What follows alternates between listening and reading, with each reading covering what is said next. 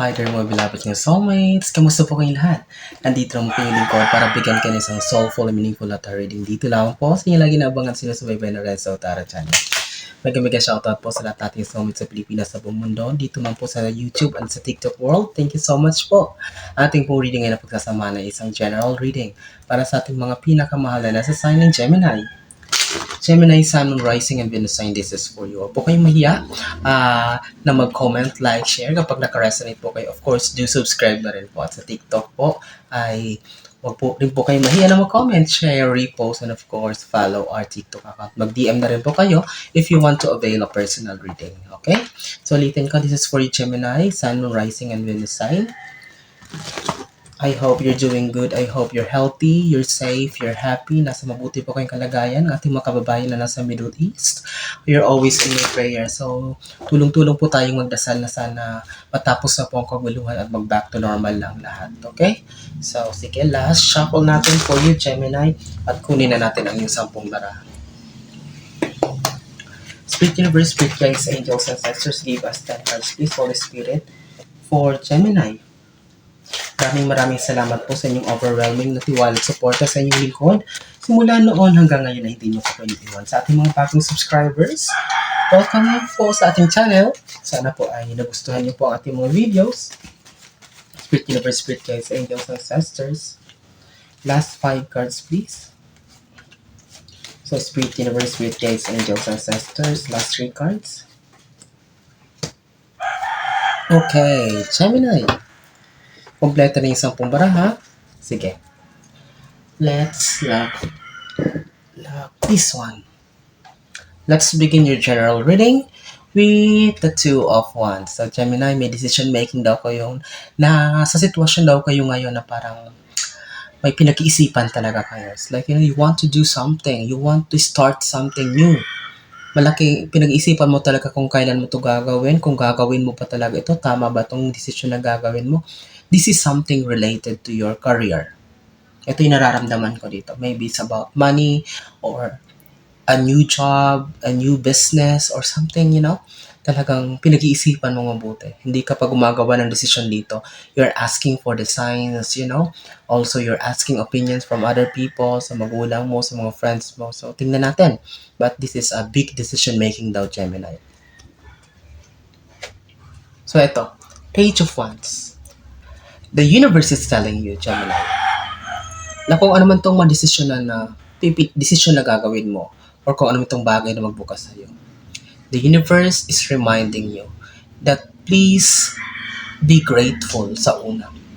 Kasi of course, for the first how many months of that, trabaho man yan, business man yan, kung ano man yan, hindi mo agad makikita ang resulta niyan. Baka ma-frustrate ka, baka ma-disappoint ka kapag hindi umayon sa'yo, hindi ma-meet ang expectation. This page of Wands is reminding you to be grateful, to be patient. Kasi hindi mo agad makikita ang bunga ng lahat yan. Focus ka lang muna, sipagan mo lang muna, tiyagain mo lang muna, may mga tutubo ng mga dahon. Ayun yung 3 pyramids na yan yung goals mo, yan yung mga pangarap mo, yan yung gusto mong makamit. But for you to reach that point, ay kailangan mo daw, Gemini, na magsipag, habaan ang pasensya. Be grateful kung ano man muna. Kung kunti pa muna yung pasok, kung hindi pa talaga ganun, of course, nagsisimula ka pa lang. But gugulat ka later on. If you've mastered the art of patience, if you've mastered the art of being grateful, nagsisimula yan sa pagiging grateful, Gemini. Magugulat ka, biglang lalaki yan. Biglang magbo-boom yan. Okay? So, be grateful na muna sa mga blessings na meron ka. Sa simula, talagang hindi madali ang lahat. But believe me, later on, you will realize that tamang ginawa mo. Okay? Gemini. So, High Priestess. Samahan din ng dasal, samahan din ng manifestations. Huwag kang magtitiwala sa sarili mong galing, sa sarili mong talino, sa skills mo, talent mo. God and universe should always be included in the ingredients of the success that you want. Kung gusto mong magtagumpay talaga, human as we are, of course, magaling ka. Talentado ka, gifted ka. But sometimes it doesn't work. Why? The universe and at ang Panginoon ay dapat kasama. Okay? Alam niyo yan. Kahit gaano ka katalino sa mundo, kahit gaano ka kagaling, Kapag hindi yan para sa'yo, hindi bibigay sa'yo.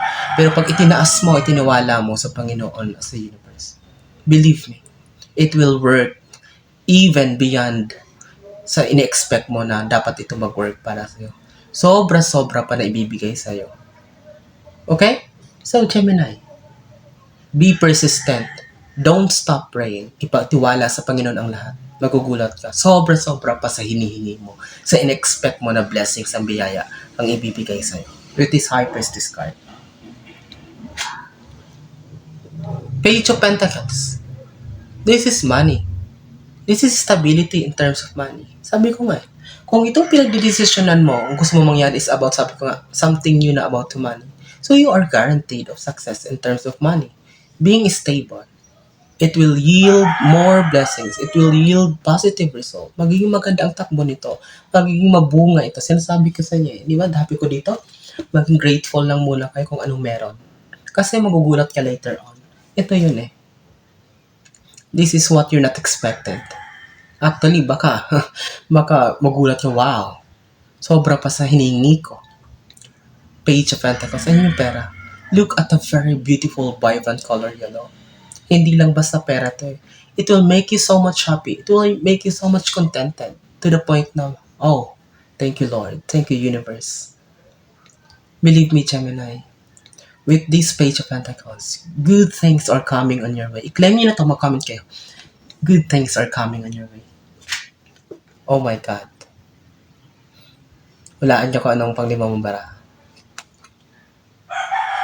Wish fulfillment. The star.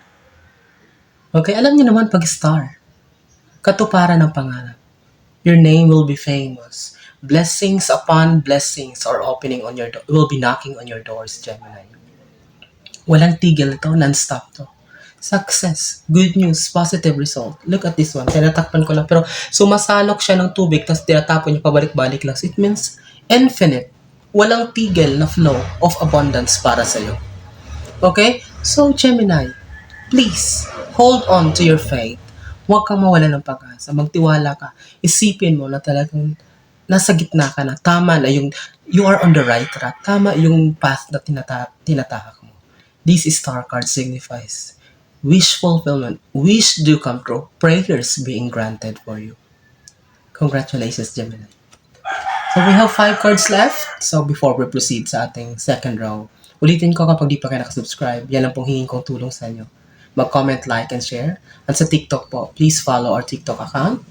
Mag-comment, repost, share, add to your favorites, and also send a direct message if you want to avail our personal reading. Let's continue, Gemini, pang-anim mong barasa in general reading. 6 of Pentacles. Okay? So, Gemini, I know that you're kind-hearted. I know maawain ka. Malaki ang puso mo sa ibang tao. Malaki ang puso mo sa mga taong nagdurusa at naghihirap. The universe is reminding you na ipagpatuloy ito kahit sa sitwasyon na walang-wala ka. It's not only, hindi lang naman sa financial means eh. Hindi lang naman sa perang pwede mong gawing tulong. Sa presence, sa time, sa effort, and other means, in other ways, ipagpatuloy mo ito. Kasi baka makaligtaan mo ito, isa ito sa napaka-importanteng ingredient dito sa success na minamanifest mo. You know? Hindi sapat na talented tayo. Hindi sapat na magaling tayo. Hindi sapat na ipapanalangin na natin. Samahan din natin ng good deeds or charity. Pagtulong sa kapwa. Because it's like a whole aspects. Okay? Pagpatuloy, Gemini, yung pagiging maawain, pagbibigay. Hindi naman totally kailangan malaki eh. But at least bukal sa kalooban mo, Gemini. Because it also attracts manifestation. It also, isa din siya sa kung bakit natutupad ang mga pangarap natin. Kasi nakikita ng universe na kapag matulungin tayo, malinis ang puso natin, we deserve the blessings and the good news that na hinihingi natin. Tama ba? Okay, lalo na kapag lumalaban ka ng patas. You know, sometimes dyan pa tayo tinetest eh. Bakit ganoon? Kung kailan legal naman, honest naman ako, bakit parang ganito? Diyan ka na mag-celebrate. Kasi kapag down ka na, if you are questioning already your worth and everything, pag tina-question mo, it's because talagang down ka na, diyan na darating ang blessings para sa'yo. 3 of Wands. So, look at this one kung gaano ka connected ang marami. Be grateful for what you have. And of course, talikuran yung mga bagay na hindi healthy para sa'yo. Ayan o, tumalikod ka. Kung gusto mo maging masaya, kung gusto mo na magtuloy-tuloy ang positive result sa buhay mo, you need to move away. Talikuran mo na. Harapin mo ng reality. Mag-focus ka rito. Sipagan mo. Okay? So, just focus on your goal. Talikuran mo yung mga taong inggitera, mga negative reactions na walang ambag sa buhay mo. You need to face your goals. You need to face your dreams. Dito ka tumutok. Ayan o. Harapin mo. Hanapin mo kung alin ang magpapasaya sa'yo. Ayan na yung color yellow. Huwag yung hinaharap mo yung mga tao, mga sitwasyon na patuloy na humihila sa'yo, patuloy na nagbibigay sa'yo ng negative thoughts and toxicities. Gemini, you don't deserve na maging malungkot at talagang mag-stay sa mga sitwasyon or makisama sa mga taong walang ambag sa buhay mo. Yan sinasabi ko sa'yo.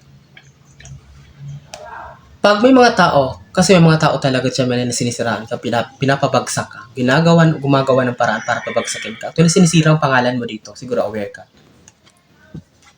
Don't make any revenge for them. Katapat niya ang High Priestess. Anong sabihin nito? You are divinely protected. Malas nila. Nakatapat sila ng Gemini na divinely protected. Kahit di ka gumante, ang karma ang babalik sa kanila.